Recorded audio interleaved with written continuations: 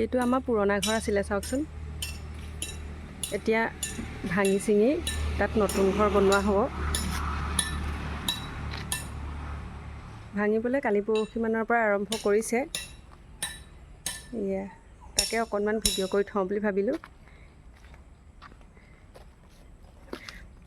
এয়া টিং এৰুৱা, কাঠ এৰুৱা প্ৰায় হৈছেগৈ আৰু অকল ৱাল কেইখন আছে ভাঙিবলৈ, আৰু এয়া খিৰিকী কেইখনমান আছে এৰুৱাবলৈ।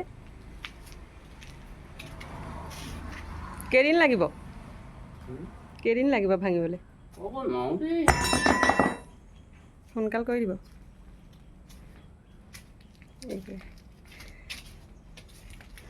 এইটো আছিলে আমাৰ ৰুম।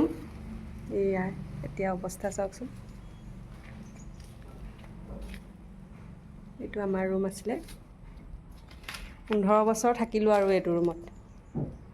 15 বছৰীয়া ৰুম এইটো।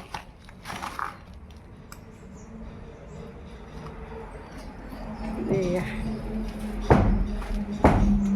এইফালে আছিলে এটা, এইফালে আছিলে এটা। এয়া ঘৰটো যিহেতু বহুত পুৰণি আছিলে, সেইকাৰণে এতিয়া ভাঙিবলগীয়া হ'ল।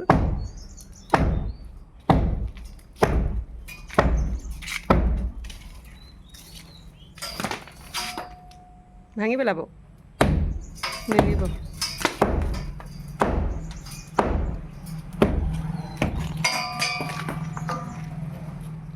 পিছত চাব পাৰিম আমাৰ ঘৰটো এনেকুৱা আছিলে বুলি, নহ'লে পাহৰি থাকিম নহয়।